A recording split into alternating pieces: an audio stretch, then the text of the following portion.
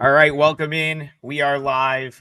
It's time for full court press. It's Friday. We've got Brian Power back in his normal spot. Your typical Friday slate, I think. Couple games, obviously, a trillion games tomorrow. I showed up in my Buffalo Bulls hoodie. They have one of the biggest games that they've had in years tomorrow, but that's tomorrow. Today, we've got a nice slate to talk about. And Brian Power, I'm going to go to you first. Nashville, Tennessee tonight. Gonzaga, Kentucky, neutral court. Both teams kind of had a bad effort last time out, if you will. Yeah. Gonzaga got blitzed. Kentucky hasn't had a good effort against a good team yet this season. Neutral floor, Big Blue Nation will be there. We know that. How are you seeing Gonzaga, Kentucky tonight? So I'm going to open this breakdown by asking a question. It's kind of an odd way to open a breakdown by me asking a question. I'm supposed to, by being on full court press, I guess, allegedly supposed to have the answers. But my question to the both of you and everyone that is thankfully watching this show here on WagerTalk TV, guys, smash that like button if you would be so kind. Who's betting Kentucky in this game? And I asked that because it's very instructive. And I asked Trig, you and I, having talked to you a little bit more than Rob through the years, I know for you that's a very instructive question, because when you have a matchup, a high-profile matchup like this, and no one wants a part of one side, all of a sudden, guys like me, I know me, I'm not going to speak for you, Trig, but yeah, I know myself. All of a sudden, I start looking at that side maybe a little bit more than I should. I was in line now. Before we get to the number, you mentioned it, both teams off poor performances. Why do I ask who's betting Kentucky in this game? Well, a lot of people just watched this team, 72 hours ago, play North Carolina. And Rob Vino, I believe they went 10 minutes without making a shot. Very difficult to win a basketball game when you go 10 minutes without making a shot. I believe they were 1 for 13 from 3 in that game. Yep. And we talk about 3-point variance all the time. The problem for Kentucky, if you're just like, oh, well, they'll bounce back. What are they going to go 1 for 13 again? The problem is this has sort of been a long-term, big picture issue for them shooting from deep. And it's not like Gonzaga is a bad defensive basketball team. Gonzaga is a good defensive team. If you can't score against North Carolina, I'm not confident that you're going to score against Gonzaga. Now, on the Gonzaga side, this is a team that's had, over a week now? More than a week?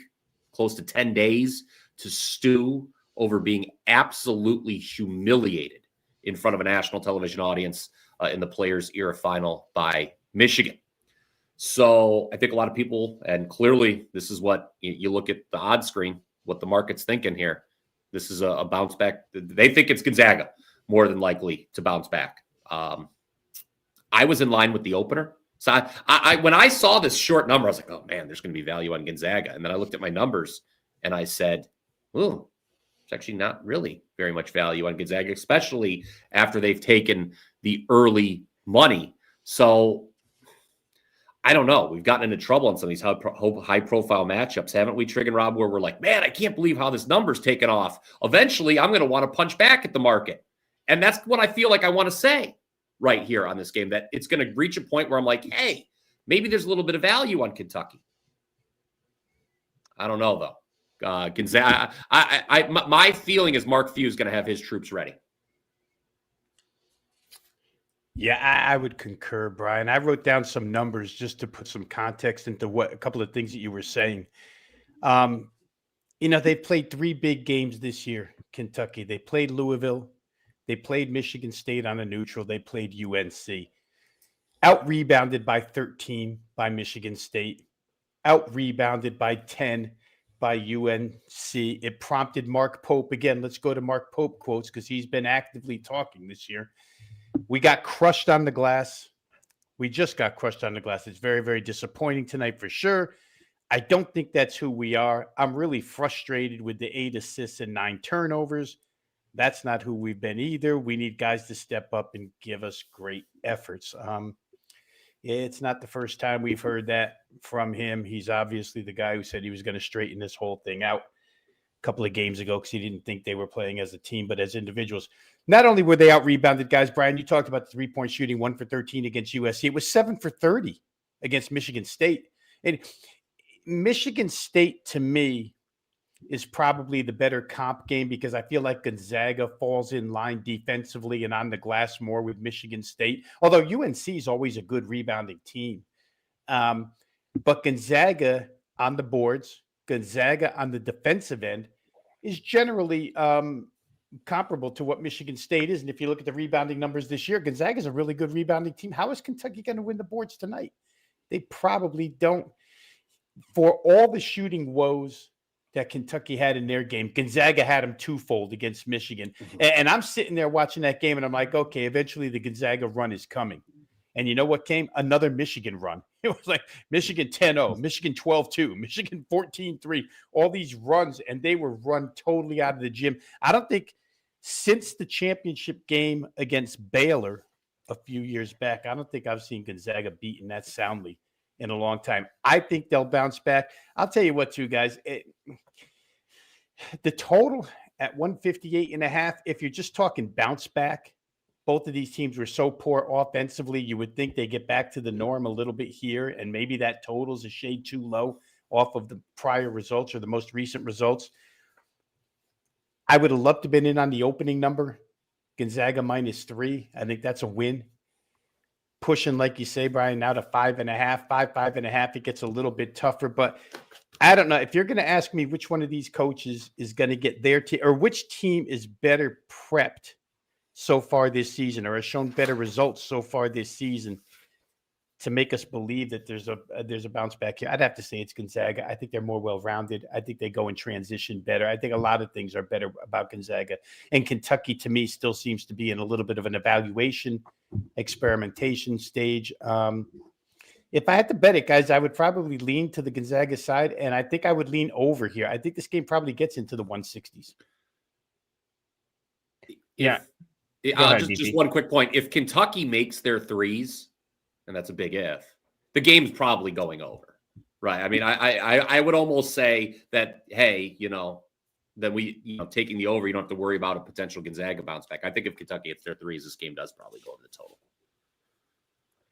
Yeah, so my general sort of thought on this board today, I haven't bet anything yet in college basketball, which is not totally rare, but like I kind of I bet later in the day for a couple of reasons, but on this particular slate, I find myself thinking, I'm going to want to push back at some of these numbers, some of these moves. This one's kind of on my list to do that. Now, do I want to step in front of Gonzaga? I don't know. I don't really want to, but everything's got a price, right, Brian? Like if they're going to push this one up, I'm seeing 5.5 some places right now. Like there is a price that I may consider jumping in with Kentucky. Now it might be contingent on a couple of things. The first being Jalen Lowe playing in this game. I heard it's a possibility. That would certainly sort of make me like Kentucky a lot more than I would without him. Of course, my numbers all out of whack on Kentucky because they've had key injuries pretty much all season. The transfer from Arizona State, Quintins, I don't think has even stepped on the floor yet this year. Diabate, he's been out. So, and of course, Jalen Lowe's only played 2 games. Come over from Pitt. He was someone that I remember you and I did a Pitt preview, Brian, and we were all about him maybe a year or two ago at Pitt. So would love to have him on the floor. That would make me sort of lean. If you had the combination of like Lowe playing and this got up to 5.5 or 6, would I like, listen, I saw Bayou in the chat speaking to someone else saying, hey, someone said, well, this isn't at Rupp Arena. It's in Nashville. Listen, Nashville might as well be Rupp South. This is like UConn. This is going to be like UConn fans showing up to the Garden. I mean, it's a lot closer. It's a lot closer to Lexington than it is to Spokane. In case if you guys don't have your map out in the chat. But even if it was on the moon, Brian, the Kentucky fans would get there somehow. Like true. They just show up. Like you're not going to get Gonzaga fans probably more than like a small section traveling to Nashville for this game. So I do think maybe you bump a point. Maybe a point for Kentucky having the environment being kind of quote unquote at home here. The concern for me is the 3 games that Kentucky has now played against. I think we've coined the term weight class on this show. Like the only ones that you're really going to evaluate Kentucky so far this season would be the Louisville game, the Michigan State game, and the North Carolina game. Have none of them have been good, right? Give up 96 points to Louisville, just get destroyed by Michigan State. and then by sort of all accounts played poorly, even though it was a close game. Did not play well in that game against North Carolina, in a game that, correct me if I'm wrong, they were close to a touchdown favorite in when it was all said and done. So I'd love to like confidently come on here and say, oh yeah, Kentucky plus the points, they've got a great chance to win. But I think there's some things that need to happen before I can get there with that. So I'll lean, if I see 5.5, so at 5.5, I got to lean Kentucky, but I haven't bet it yet. And I don't know if I will. Few things here just to put a bow on it. Number one, our chat has gotten very lively about this game. We have certainly conflicting points of view on who's going to win and cover tonight. Number two, I think we mentioned this before the North Carolina game. And yes, Trig, Kentucky did close 6.5 is what I marked it down as. Kentucky last year was significantly worse outside of Rupp Arena. We talk about how they'll still have the fan support edge in Nashville, obviously just one state down, but this was not the same team away from Rupp that it was last year. Let's note that. Now, of course, the North Carolina game, where was it? That was right in Lexington, Kentucky, and they couldn't hit water from a boat. So that doesn't bode well. I don't know if, it's a new team, it's a new year, but that was not encouraging. Normally, you see a shooting display that bad, you do want to run and bounce and back the team, but I don't know. Like we said, it's 3 games now. Kentucky's played a good team, and they haven't looked good in any of them. And yeah, this is a Dallas Cowboys mug, by the way, to whoever asked in the chat. It's full of Cowboys tears this morning. Thank you very much. Yeah, that was big for me too, BP. I know you had Lions for a big play. Shout out. Yeah. BP hit a 5%er, and I didn't even know you had the Lions, and I had the Lions for a 4% win. So big night for us in football and college basketball. My teams continue to find inexplicable ways to blow games. Yes. Doug Gottlieb is still punching air right now for me. So anyway, Bayou says, like Kentucky, like South Florida yesterday, we have not seen their ceiling yet. We could tonight. My argument would be you can't without Jalen Lowe. You're not going to see Kentucky sniff their ceiling without Lowe, given the fact that they've also missed two of their other top players. So they're going to need to get healthy to realize their ceiling, but Lowe back would be a pretty big step in the right direction. And that's something I will monitor as the day goes on today. So people ask me sometimes, I'll do a little segue here into a different game.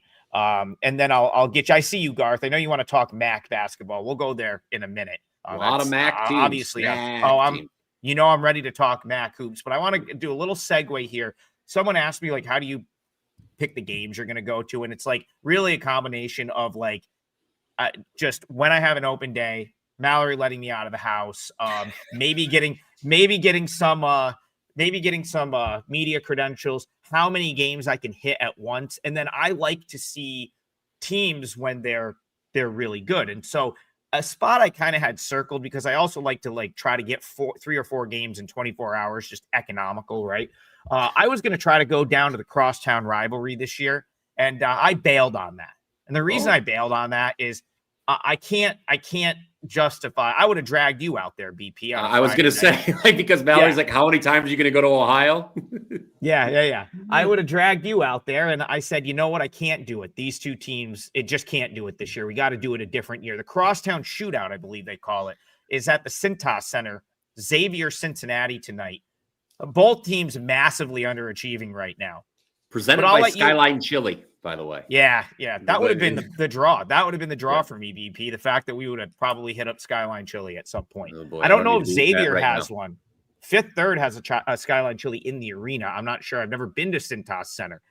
Something I found extremely interesting. I'll let Rob kick this one off, and then we'll go to BP. Cincinnati hasn't won at Xavier since 2001. Is that true? Now, the reason it might be true is I do think that these two teams have played on a neutral a couple times. I think this game has been played on that in that arena in Cincinnati that's not Cincinnati's campus venue. I know Cincinnati Dayton will play there occasionally, but that to me seems insane. Obviously, it's played every year. They typically alternate home road. That being said, neither of these teams have inspired a ton of confidence this year, wanting to back them. Cincinnati with the loss to Eastern Michigan, Xavier, a disastrous start to the season. Rob, we had some opinions on Xavier. Do you think they've turned it around enough to justify backing them at home in this spot? Well, sidewise, I won't speak on, but total wise, I see potential for that, Adam. Right now, Xavier, last 3 games, 3 straight up wins, but better than that, 3 game totals that have gone over, 5 consecutive team totals over the number for Xavier, scoring points. And unlike Cincinnati, they've decided to go with quicker pace on the offensive end this year. I think both of these teams are top 35 as far as quickness, time of possession is concerned. So it looks like we'll get a faster game than maybe what we're accustomed to out of Xavier, Cincinnati. And Xavier right now, for what it's worth, 78 against West Virginia. And we know we've talked all season long, guys, about West Virginia with the coaching change, being an under team, being a slow, like snail's pace game. That game hit 146. Corpus Christi, I don't want to make too much out of that. St. Francis, PA, even though you were sporting their colors the other day, Adam, I don't want to make too much of that. But they have gone team total over 5 straight. If you just backtrack, you get the Georgia game. Of course, that's the famous game where we had 53 in the first half and couldn't get our team total over. And then prior to that, 99 against ODU. So I see something out of Richard Pitino's offensive end. And Cincinnati hasn't been a slow team, so I think I'll get the possession. They've still been a pretty good defensive team, still a pretty good rebounding team on the defensive end. But when I look at team total here, I see Xavier 75.5, and I think that one might get there. That's the thing that caught my attention the most in this game. The total, as you guys can see, 143.5 opener, all the way to 148. I don't know, BP. Is it the ass end of the line? If I bet over 148, I don't know, but I've lost 4.5 points worth of value in that, which I haven't really lost with Xavier's team total. So for me, guys, that's the perspective I looked at. I didn't really look at it from the side. I wonder, Trig, if you decided not to go because you just don't want to be involved in any game-ending Xavier Cincinnati brawl altercation type thing. We don't want to see you out there throwing hands. There was an all-timer. Like, well, that's got to be like 15, 20 years ago at this point. I was thinking I was going to. That Crazy. Was. There's a little bit of bad blood there. But for me, guys, I'm looking at, I haven't bet it yet, but I'm looking at the Xavier team total over 75.5. I have not decided on my leg of the parlay yet, so I may come back this one. I like Xavier on the money line here. You know, something at this, and this is true for all sports, not just college basketball. Sometimes what we do is, you know, first impressions mean a lot. And what we do in any sport is we get our initial impression of a team and we let it stick with us for too long. In baseball, Trig, and I know you could speak to this, baseball is such a long season, like teams can completely change over the course of 162 games. And, you know, you're saying things that are true about a ball club in May that just simply aren't true anymore in August. Well, I'm bringing this up because we were all piling on Xavier. We were on the show. We're like, man, what a rotten start this is for the Musketeers. They've kind of turned it around, you know, and they turned it around. They've hit a lot of, they've been hitting a lot of, now what scares me is they've hit 10 or more threes in 3 straight games. Okay, can that continue? But you said something, Trig, and it is, I did a little research here while Rob was talking, and it is true. Cincinnati's lost 10 straight as the visitor in this series. You would have to go back to 2001 to find the last time they won as a visitor. It was their first time ever visiting the Cintas Center. So, Brian, can I ask you a question? Sure. Can I ask you a question? Does anyone care though these days? Like, is that like, you know? No, I mean, you're right. I mean, it's. I mean, not only are all the players obviously changed, the coaching staffs change, obviously, but you know, and you know, it's not like a long trip. Maybe it is an anomaly, I guess. I mean, there's 2 ways to look at it. I actually talked. I forget what trend it was. I was going back and forth with Prez and Jorinari on their show a couple Mondays ago about some trend, whether, okay, do you look at the, you know, is this trend predictive or is it just an anomaly? So I don't know. I mean, I guess there's 2 sides of that particular coin. Trig, you can look at it. You're like, well, like Cincinnati's eventually got to win as a visitor, right? But I just think Xavier's playing better ball right now. Cincinnati was a little better than we expected against Tarleton, but I would lean towards the Xavier side for sure. I think you could probably still get a pretty decent money line price on this, which is why I may throw it in our parlay of the day. So let's see. Yes. Cincinnati gets no credit for what they did against Tarleton. Tarleton State was missing 6 players in that game. Good The point. number Yeah. moved like 7 points, and Cincinnati still couldn't cover the opener of 18.5. Like that. So if you don't, Yeah, they got off to a parlay, terrible start. Like, it's almost like they were like, oh, well, we can just show up, roll out the basketball and win. Yeah, they played really bad in the first half, if memory serves me correct.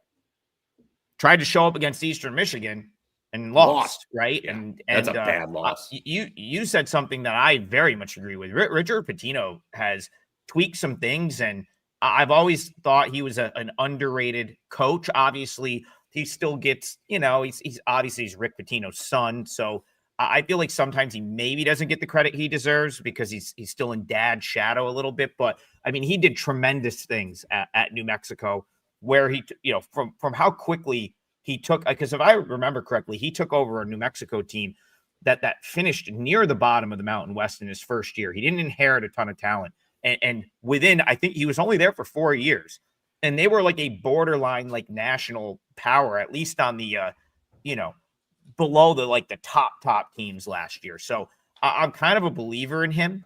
And, with the start that they got off to being so bad, I feel like their market sort of rating is a little out of whack, whereas Cincinnati, they're just bad. Like you can't play those games in succession, Eastern Michigan, Tarleton. And it's like, oh, so now they're just going to go on the road and like magically get up and play a great game against Xavier.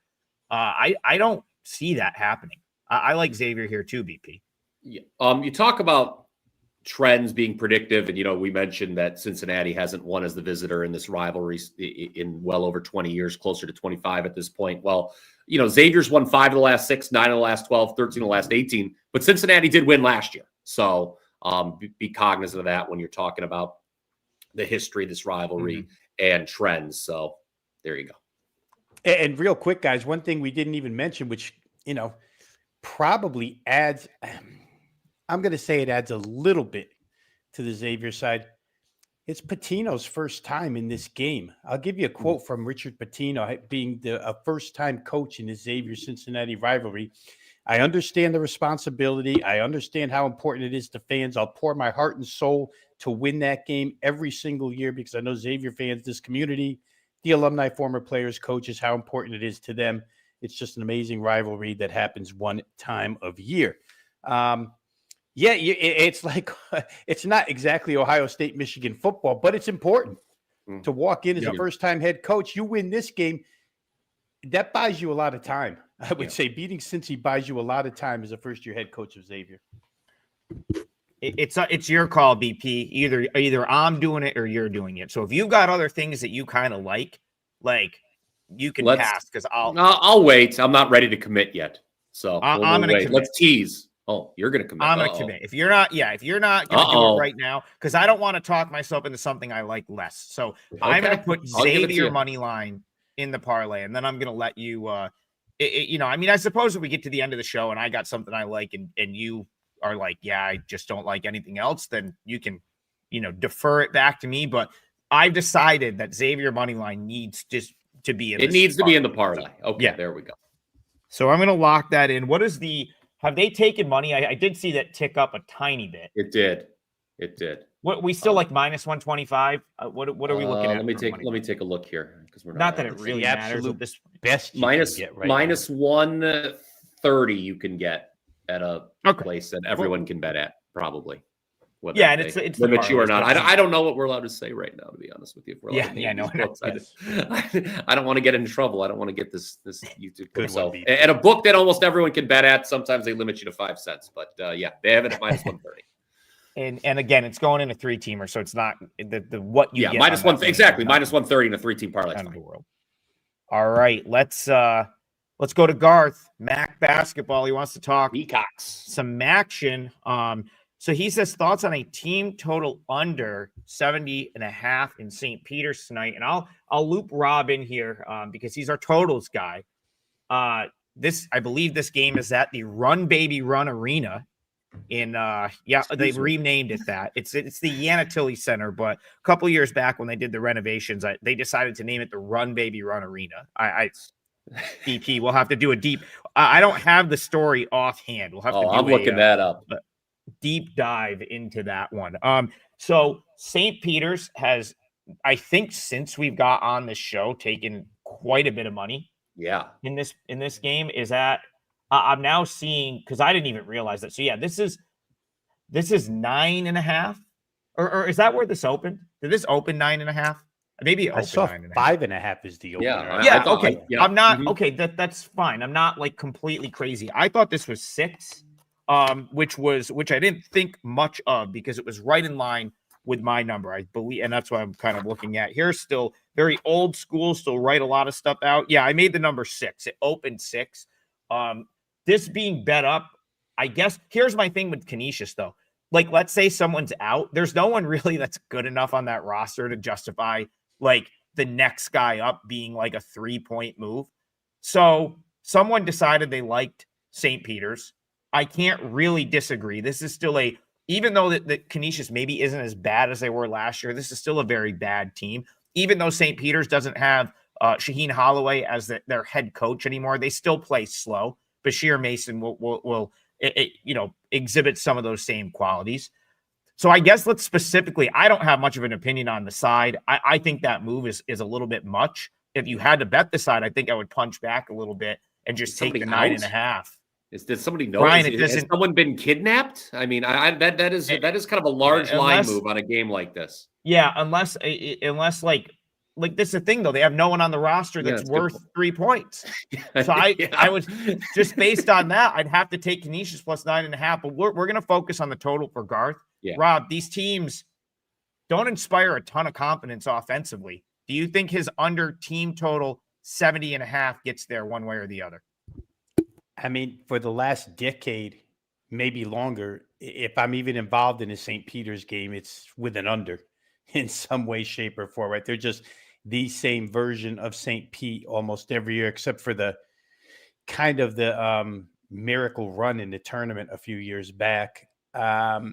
But, when you just start adding up handicapping angles that you use to play totals, the pace, like you mentioned, the opponent isn't even going to push. The opponent really isn't even defensively bad enough by results so far this season against slow-paced teams to indicate that St. Pete could exploit that, and get to over 70, right? So even if they're the favorite in the game by 9.5, they want to go slow. The other side wants to go slow. It just has all the makings of like a 67-52, something like that, 67, typical St. Pete. So I'm not betting the game, but there's no way I'm going to argue Garth off. But 70.5 is a large number for St. Pete in any year from, I don't know, 2006 on. It's been a long time since they were any good offensively. So I could see it. I just didn't bet it. When he said Mac, I was praying that he was going to go to Fairfield, Manhattan, where I could give him a little better opinion. Oh, we're going to go there because I want to talk about okay. Yeah. Go ahead, Brad. I have two things. Number one, Canisius is a bottom 15 team in the country, according to my power ratings. That's not good, obviously. And I have answers. Did not the incredible source known as wikipedia.com has answered our questions why this is called the Run Baby Run Arena. So the 1967 Rob mentioned it's been a while since St. Peter's was known for offense. Well, the 1967-1968 team, their motto was Run Baby Run. They were apparently I don't think Ken Palm has adjusted tempo going back to 68, but apparently St. Peter's might have ranked kind of high in that particular metric back then. So that is why it is called the Run Baby Run Arena. Apparently somebody from that team is on the board of trustees, and he said, by God, we're calling this the Run Baby Run Arena. And, who are you to doubt a member of the 1967-68 St. Peter's Peacocks? You just shouldn't be able to change the name of the arena to something like that unless you've just hired if you've hired a Nate Oates assistant or somebody or Reggie or somebody who's going to come in and actually make that name a real thing game by game.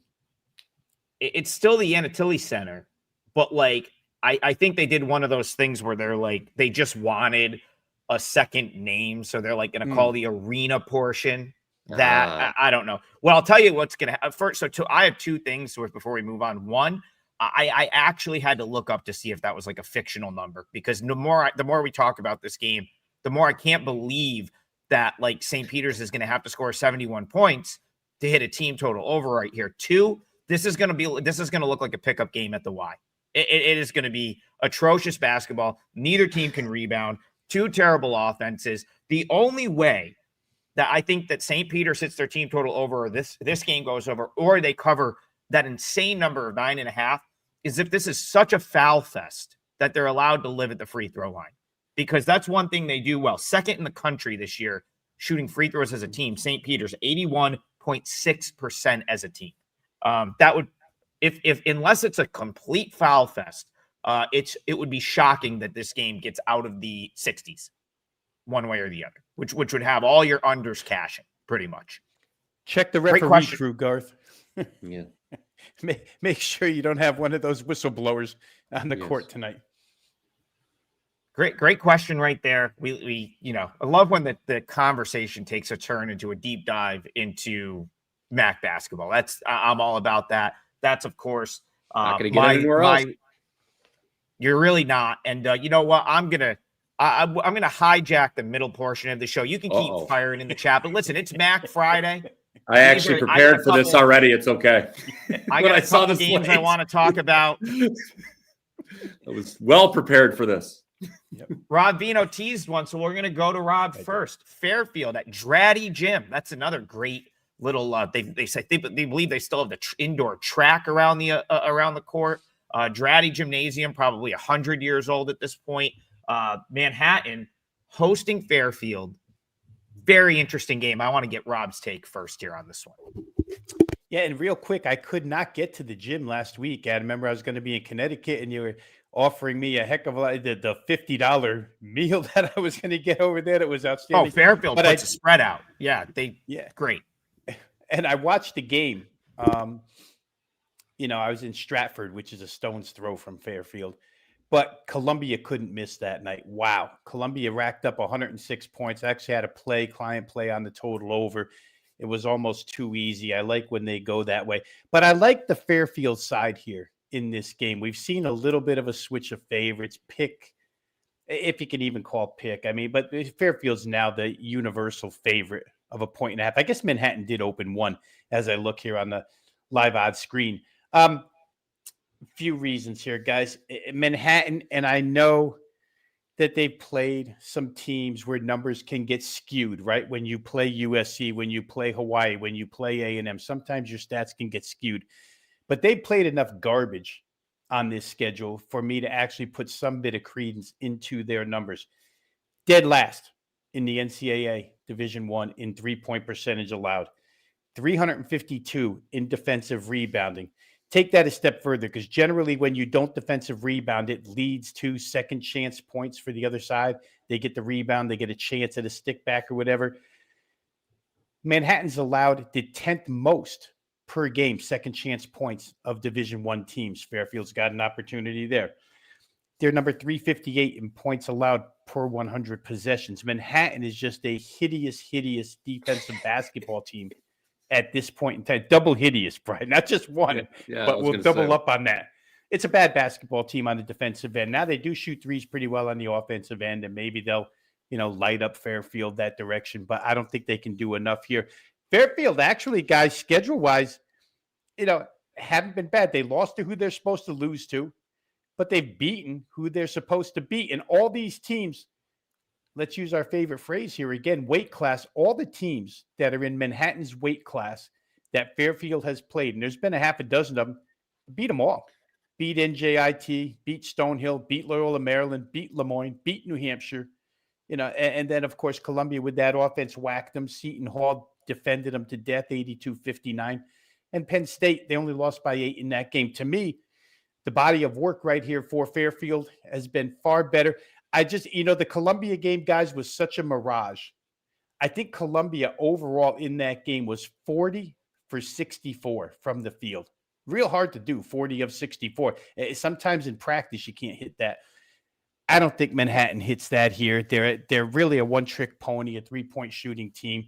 They've lost to bad teams here this year. I'd like fair at this price tag, Adam. this could be my leg of the parlay. I'll think it through, and maybe we throw them money line in here too. But Fairfield -1.5. I agree with the line move. I kind of like the under here. Rob's point's well taken about Manhattan being a hideous, double hideous defensive team. But I mean, I believe they're last in the country in 3-point percentage allowed. Teams are hitting over, I think, close to 43% from behind the arc. That can't continue. Yeah. Can it? I mean, like, even if you're just leaving your opponent wide open, like they're not going to hit 43% against you and you're at home now. This is kind of it looks like the under's taking some money too. I don't know. This is a high total. We've talked about how it's, it's hard for teams to get to like 140. It's harder than you think for teams to get to 140, 145. We're talking about 156. I mean, are both these teams going to score 80 points?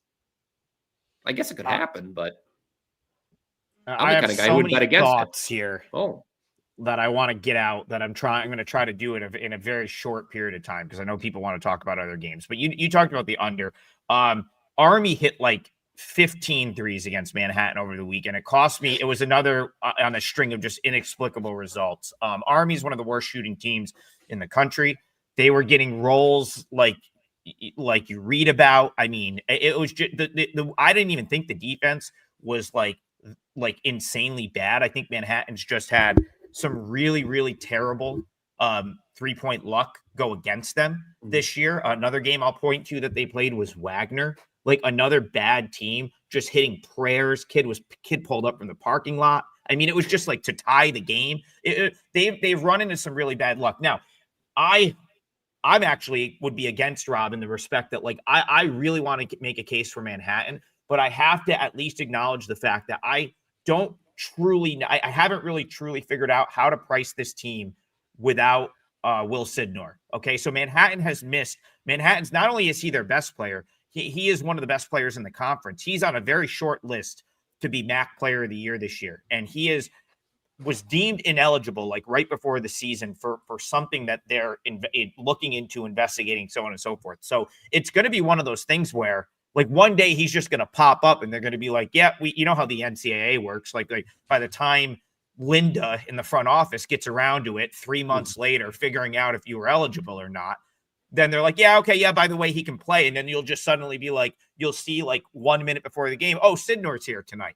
Like, right. And then the line should move 6 points based off that. So it's like kind of been frustrating because Manhattan was a team I was so high on coming into the season. With him, they're a team that can contend in the MAC. Without him, they can still score the basketball. I mean, they have Winston, Dinkins. They have a trio of guys that can really put the ball in the hoop. Devin Dinkins, Jaden Winston can both fill it up. And if you had put Sidnor on this team, they're blowing teams like Fairfield out of the water. The problem is we still don't know if he's playing. He hasn't played yet this year, so you'd have to assume he's out. And with him out, I mean, he really does lower the profile of this team significantly. So it's like I want to come back with Manhattan here because I feel like they were the better team against Army and kind of got screwed in that game. I haven't done it yet. And to Rob's point, Fairfield has played well in these types of games. But as I see Fairfield take money, I think if this hit like 2 and I was going to catch a bucket here at home with Manhattan, I'd have to go the other way and take Manhattan. So that is a Bayou says Army has went from 354th to 267th in 3-point shooting since that Manhattan game. Yeah, I couldn't believe it. I haven't wanted to trash my house in a long time. I almost did after that one. BP, you know the feeling. I know the feeling. I've been there before. To the person who asked what game are we talking about? Yes, it's that kind of show, folks, that you can just wander in here and say, what in the world are these three guys talking about? We go deeper, of course, guys, than probably any show on the internet on the Daily College Basketball Card. So thank you for your support. Again, smash that like button, click subscribe if you already haven't done so, and keep those comments coming. And I apologize, the person who asked, what game are you guys talking about? I don't know if this happens for you guys. Whenever I get in the comments thing here in the chat and I reply, it shows it from 3 different accounts. I don't know how that works. I don't do the technical stuff behind the scenes, guys. So I wasn't getting ornery with you. Like I didn't want to tell you 3 different times we're talking Fairfield Manhattan. It just did that. I don't know why it did that. So it it's connected to all of the WagerTalk accounts. So okay. you post a comment, it comes from like all of them. Yeah. Okay. Yeah, you should have you should have seen Tokyo Brandon trying to have conversations with people during the baseball show, and he's like having like a full blown conversation, and it's like 4 accounts every time he types something in the chat. He had to take his chat privileges away, but that's neither here nor there. Yeah, Manhattan Fairfield, the Max crazy man. There's going to be some wild results in this league. There always is. I want to get Rob back in here, and I want to appease the folks in the chat who are like, we need to talk about a real game for a second. There's one that I want to hit that we haven't talked about yet, and it looks like the folks in the chat want to see as well. It's TCU Notre Dame. We did 13 minutes on Gonzaga, Kentucky to open the program. Yeah, and we did Xavier Cincy. So you know, and we still have 19 minutes of the show left, so we'll probably get to some others. Rob, TCU Notre Dame. What do you make of TCU? They lose to New Orleans. They come out. They beat Florida. Like, this team's all over the place. Now they're a favorite. I don't know if they should be this big of a favorite, but talk to me about Horned Frogs, the Irish. Do you have a play in this one? Yeah, go back even further, Adam. And now that 67-63 loss to Michigan looks really, really good the way Michigan's playing. I mean, I forget which game it was. It may have been the Florida game, or maybe it was it probably was the Michigan game, where I texted you and said Jamie Dixon had a game plan to stop these guys, and they executed it. Defensively, they were outstanding that night. Around the perimeter, Michigan's got bigs that can hurt you. TCU, it handled that. I would love to get the TCU in this game, but the price drives me away. I just don't know if I want to trust them to cover 7 points. I still might, but it's a pretty sizable number here. Notre Dame's been through a couple of pretty good battles as well. I mean, when you play Houston the way they played them, and they snuck in under the number at the end of that game. I think Houston was like 10.5. They win by 10, or maybe Houston was 11. But Notre Dame actually played them really, really well. That's probably as good a defensive team as you'll find in the nation. So TCU's defense might not bother them. Played Kansas pretty well. Played Ohio State really well.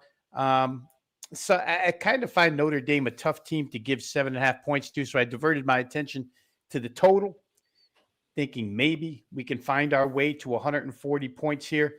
And I still believe that maybe we can in this game. As much as I talk about TCU and how impressed I was with the defense against Michigan, I still think that there's upside to this offense, to tell you the truth. Now, they just come off of a win against Wisconsin. They get the 74 points. Wisconsin is not your dad's Wisconsin that plays 58, 56 games, but they're also not Greyhound pace.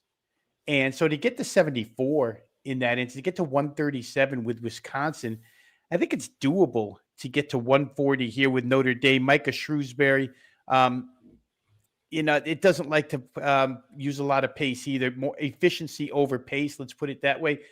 And they played Missouri really well the other night, right? They get to 147 with Missouri. So for me, I'm still looking at it. I think I might get to a place where I play the over in this game. But there's not a lot of wiggle room. I'll say that too. It's not like I feel like this game's going to get to 150. But they pay me the same for 140 as they do for 150. So whether I think it's going to get there by 0.5 point or 10.5 points doesn't really matter. I just think this 139.5 number is attackable here, and maybe we'll get to that. Yeah, go ahead, BP, if you want. No, I actually don't have anything on this game. But I am ready to lock in my parlay leg. All right, we're done with this game. All right, I'll say a few words about TCU Notre Dame, and then we'll go to you for the parlay. I felt like the number was big. Notre Dame is like, I think I'm a little bit higher on them than maybe the market. I saw this, and I just want to make sure that I'm Yeah. I mean, I saw this hit 7.5. Let me just pull up I believe my number was quite a bit off of this, and to the point where I almost felt like I had to sort of jump in just from a numbers perspective. Yeah, I made this one 4.5, and I think that's probably where it should be. Now, I haven't played it yet, but again, Notre Dame, they have scrappy guards. They can make a few shots. The thing with TCU that they've really had that's really sort of propelled them in these games when they play up is their guards are they just harass the guards, right? Like Florida, we've talked about their backcourt and the struggles that their backcourt has had. Well, TCU just was in their shorts the whole game, and they couldn't handle the ball, and they couldn't get into their offense, and it's probably why TCU won that game. I think Notre Dame maybe handles that a little bit better, and at least to the point where they'll handle it enough where TCU can't run away in this game. So that's sort of what puts me toward the Notre Dame side. It is on my 7.5, I think is a decent bet from a numbers perspective. I'm going to have to sort of think about that one throughout the day, see if it continues to move. But I wouldn't I think 7.5, you're laying way too much of a premium on TCU. I think that would be a bad bet from a numbers standpoint. So it's going to be Irish or pass for me. Okay, BP, the floor is yours. What are we putting in the parlay? Let's go late night degenerate special. Let's take the points with San Diego against San Jose State. San Jose State profiles as a terrible favorite. Why does San Jose State profile as a terrible favorite, you may ask? Well, there's two reasons I'm going to give you. Number one, they stink defensively. Teams are shooting inside the arc. And if you have a bad 2-point percentage defense, guys, I think you would agree that tends to be less fixable than 3-point. 3-point defense can be very variable game to game. 2-point, if you're bad at defending inside the arc, it means you're a bad defensive team. Okay, San Jose State, bad defensive team. They also don't play very fast. Adjusted tempo, San Jose State, 345th in the country. That's bottom 21. You're not good defensively. You don't play fast. How are you going to win by margin? This number against the San Diego Toreros has gotten up to 7.5. I'm going to go with the Toreros plus 7.5 here to stay within. Ed Palm has this as a 5-point game. I would concur with that. I was on San Diego last week at one point, and so on paper they ended up losing to Cal Baptist by 15. They had a generational scoring drought in the second half of that game, where that was for 28 minutes. That was a very, very competitive basketball game. You would not have been able to decipher who was the better team. And Cal Baptist isn't bad. Well, that's the thing. We've talked about Cal Baptist a bunch on this show.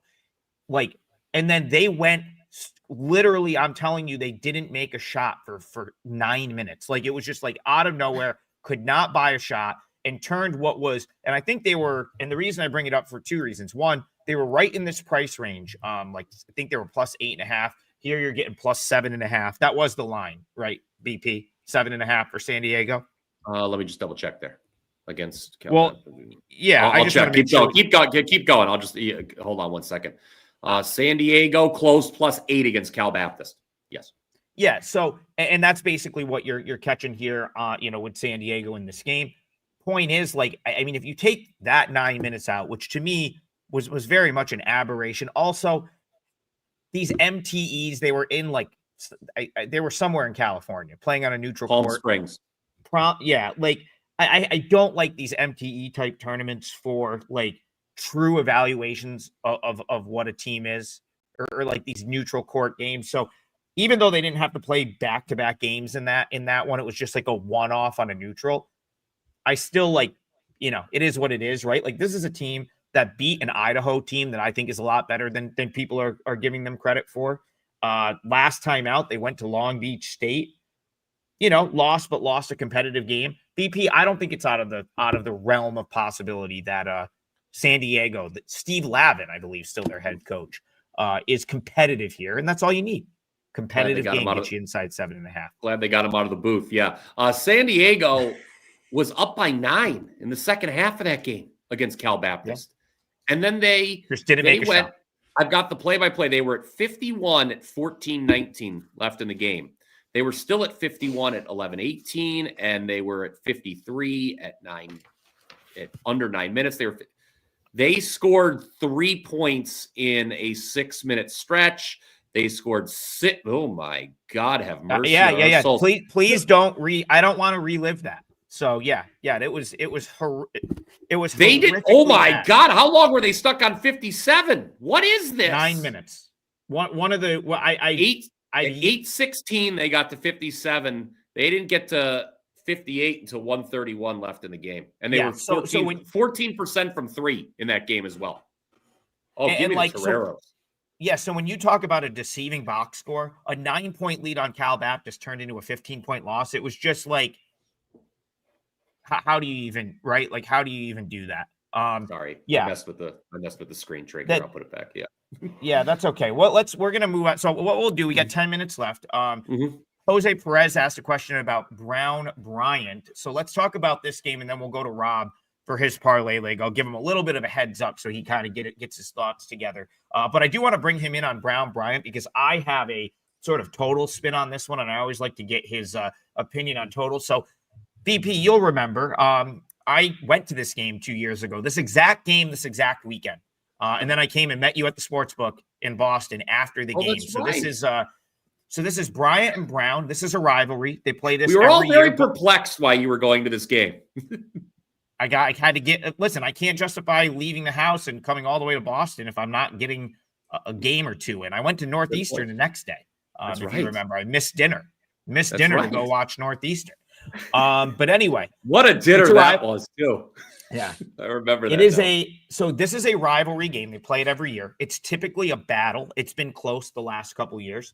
The reason I want to bring Rob in here is this is getting bet up on the total, 127 to 131.5. Yet I've watched a lot of these two teams play so far this year, and none of it has been aesthetically pleasing. Now you can talk about Brown and say, well, they've been without Lespert. Landon Lewis just came back. They were really down two starters for like 3 or 4 games to start the season.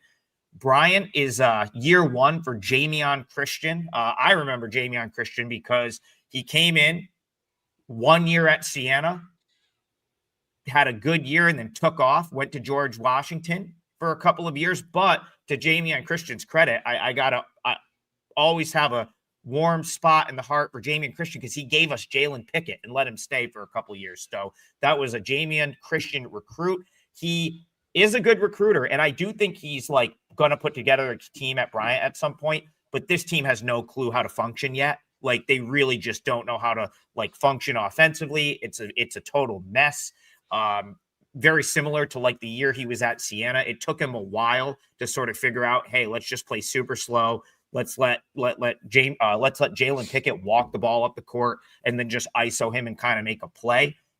Reason I say that is 127 up to 130.5 is the wrong move, in my opinion. That should be moving the other way. These two teams are both horrific offensively right now. And Brown is still arguably missing their best offensive player or one of their best offensive players. So, Rob, like, what do you make of that move? Any reason that it should be going toward the over? Well, I had thought that Lewis was going to play tonight, and that's probably Lewis is playing. They've been without Lespert. Lespert's the guy that hasn't stepped on the floor yet this year. Lewis is back. And so let me just describe it to you from the way I would think it out, Adam. The first problem with Bryant for me is you go from Phil Martelli to Jamion Christian. So right away, you're putting square peg in a round hole. You're taking all the players that were there and either running them off and bringing new guys in, but you're changing the entire system, right? Christian is just known for being slow paced. Martelli, the exact opposite. You're not picking people up 3/4 court. You're not applying any pressure, et cetera, et cetera. You're not grabbing a defensive rebound and running the other way. So from that perspective, the first year is going to be bad offensively in my mind right away. And it shows out in Bryant's results, actually. They just haven't been there. You described how ineffective their offense has been. On the other side, the Brown side, unlike some previous versions that were high scoring, it's not the same with Brown either. They're kind of slow tempo as well. Combine those two, slow tempo, Bryant, extreme 360-degree change of systems, and then add to it rivalry intensity, which in my mind usually is on the defensive end in rivalry games, defensive intensity. I could see a case for Bryant team total under, to tell you the truth, 62.5. And I can't really see a case to buy into over. Again, the line moves are crazy based on a lot of, just play personnel on or off the floor. I don't know, Adam. I would be with you. I would play under. I also think you could get the Bryant under in that game, to tell you the truth. Yeah, to Jose's actual question, like he's like, no one's really betting Brown. I kind of like Brown. There was a point in time where Brown actually dipped to -4.5, and I said that might be a reasonable bet. Now it's up to 6.5, which I do agree with the move because I think Brown is a little bit undervalued from like a statistical profile because they were without a couple of their top players. But then the other side of the argument is this was a team that heavily relied on Keno Lilly last year for a lot of what they did offensively. It was one of the best players in the Ivy. He's obviously now gone. So I just don't know if if I could comfortably lay 6.5 in a game that like the local fans do care about. That was an awesome environment at Brown 2 years ago for that game when I went, and I'm sure it will be again tonight. So I think I would just have to lean, like punch back against the market on the total because nothing I've seen from these two teams suggests that this is going to be a high scoring game. So a lean toward Brown, lean toward under for me. And Rob, I'll kick it back to you to close this parlay out. What are you looking at? Well, let's close it out with a total because that's generally how we operate here on this show. I'll close things out with a total. The Samford VCU game, guys, sitting at 150 and a half. Two options here for me were either to play VCU team total over 84.5 or play this full game over 150.5. And I think I'll go with the full game over 150.5. Martelli's not a guy to let off the gas at the end of a game. To tell you the truth, they'll keep scoring. So I like that from that perspective. But 6 of the 8 VCU games this season have all gotten to 151 or better. 6 of the 9 Samford games have all gotten to 151 or better. So combined, that's 12 of 17, real high percentage of these teams playing into the 150s. VCU, when given a team like this, can push the gas and get into the 80s. The reason why I didn't play them to get to 85 is that there's been some instances here where Samford has not allowed a real good opponent to get to 85, mostly based on tempo, guys. You know, Lenny Acuff, real quick, I'll just go back to having been, I'm a Belmont guy. Belmont-Lipscomb is a big rivalry, but with Lipscomb, it was way more offensive efficiency than it was tempo. They could, in conference play, sometimes they would up the tempo, but they're a really usually good offensive efficiency team. Hasn't quite happened in the numbers yet this season. I think that's due to non-conference scheduling. But here, they're off a really, really bad offensive performance against Utah Valley. Utah Valley crushed them. I think they didn't even get to 50. So I'm a big bounce back guy. If you're a decent offensive team, you probably get into the mid-60s here because there's going to be enough opportunity. One last thing is that they don't turn the ball over very much, but when going through their schedule and the opposing defenses, there's not a lot of pressure style teams like VCU on their schedule yet. So I think VCU is going to get some cheap points here. To me, it all adds up to a game that lands 154 or better. So give me over 150.5 in the Samford VCU game.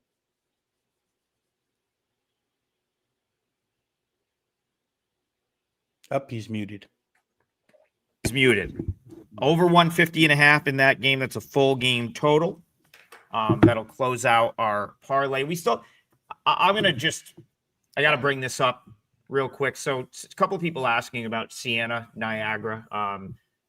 Terrible tragedy for Siena this week with the Liam Gleason, who's been the lacrosse coach. I believe his first year as an assistant was my senior year back in 2008. He went over to coach Albany for a couple of years.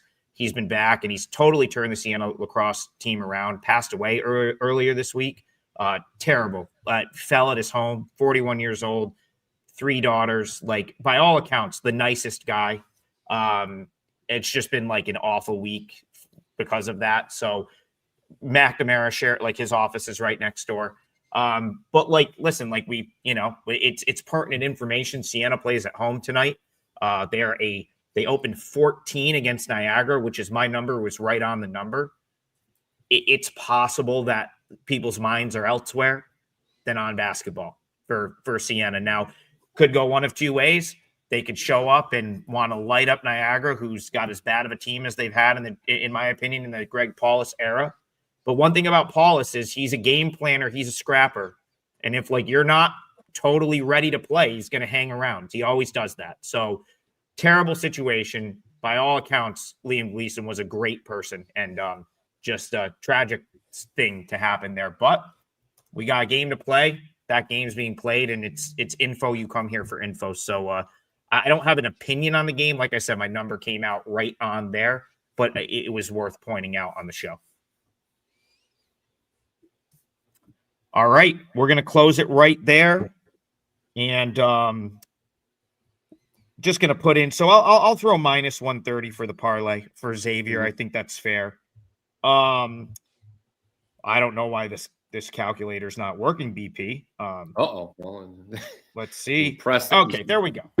It's going to be plus 544. So your 3-team parlay today is going to be Xavier on the money line, which BP co-signed on. So I'm excited about that. He's Xavier on the money line, minus 130. Brian Power is going with the San Diego Toreros plus 7.5 out west tonight at San Jose State. And Rob's going to go with a full game over Samford VCU over 150.5. We are back ahead on the parlay plus 3.22 units or up $3.22 for every dollar if you were playing these equally. We hope to add some more tonight. But at worst, boys, we're ending the week positive no matter what happens here. But I really would like to get another one so we show up Monday morning with a nice cushion going into next week. If you're looking for more plays, we really should point this out. We have a great weekend special. You get all three of us for one price. And I saw people in there asking about Saturday games. I mean, between the three of us on a slate like tomorrow, you're probably going to get more opinions than you would get on this show. Between the three of us all playing different games on tomorrow's slate. Tonight's are really free. That package was always supposed to be a Saturday, Sunday thing because obviously we do the show on Friday. And BP, we're so generous. We're like throwing Friday as well. Yes, throwing Friday as well. Yeah, and that's 3 days. Trig, myself, Rob, $79. All of our college basketball plays for the next 3 days. And I'll just add real quick, guys. I don't know about you, Brian, but with the college football season this weekend being dwindled down to 9 conference championship games, other than the 65, 68 game schedule, more college basketball will be on my Saturday card. Obviously, with the lack of CFB being played this weekend, so you get a little more time to dive into that huge Saturday card. Absolutely.